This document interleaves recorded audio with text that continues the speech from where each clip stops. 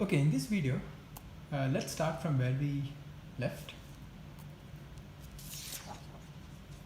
If you remember, this bent line satisfies these points, and we call this sigmoid. It's got a fancy name.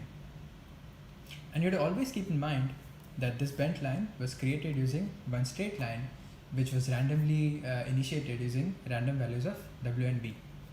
And due to those random values of w and b, our sigmoid does not necessarily have to start from here. It is actually going to be shifted on the right or on the left or things like that.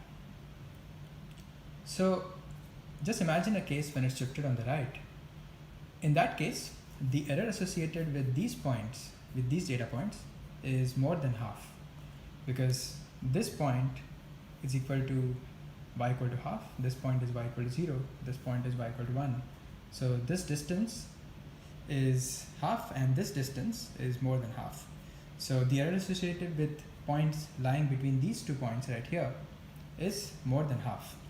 And you can imagine that if this sigmoid was shifted too much to the right, then this tail would be somewhere here, and the error associated with this point would be actually closer to 1 in that case.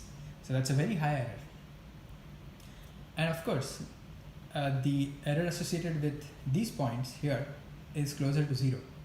So just keep in mind that the error can range from 0 to 1.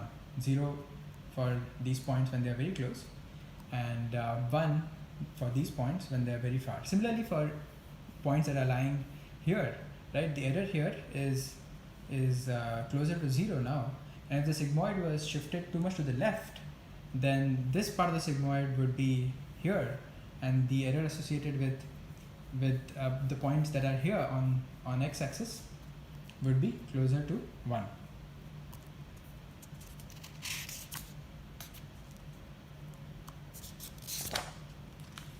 Now, even if the sigmoid is correctly placed where it should be, that is still not enough, because the error associated with these points is actually still quite high. If our sigmoid was something more extreme like that, and it had bent more towards those points and these points, then the error associated with those points would be lesser. So to help you visualize, if the sigmoid looked something like this, then the error associated with those points and those points would be closer to 0 than in the previous case. So to see both of them together, you can now see that this is slightly more exaggerated sigmoid, and the error here is lesser as compared to, a more blunt sigmoid here. So we want the machine to come up with that extreme sigmoid, not this blunt sigmoid. And for that, obviously, the machine has to reduce the error.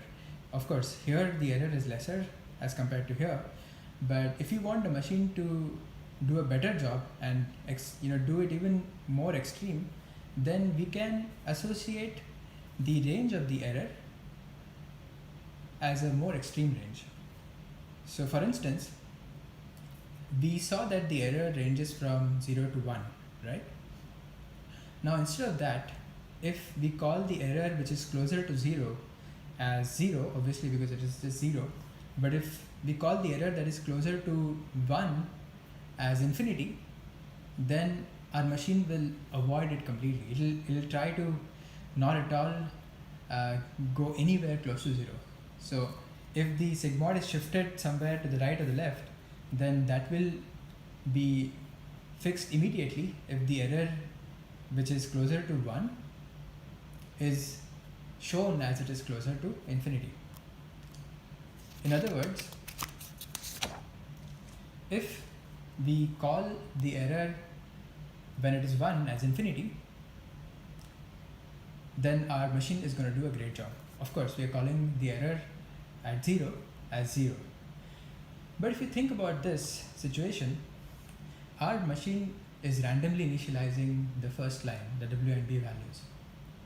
And with random values of w and b, this situation is going to happen very often, where the error is going to be closer to 1 for a lot of cases, because the sigmoid is going to be shifted left and right many a times.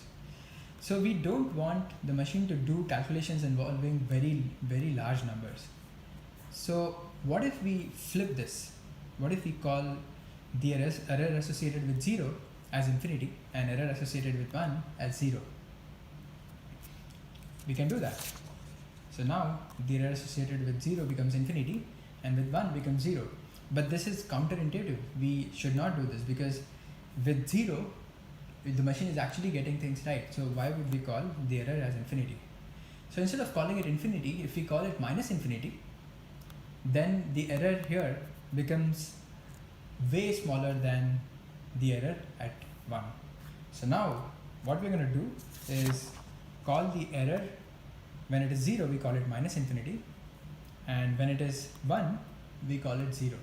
Using this simple trick, we are fooling the machine to come up with the most optimal sigmoid very fast. And in the next video, we'll see how to visualize what we just discussed.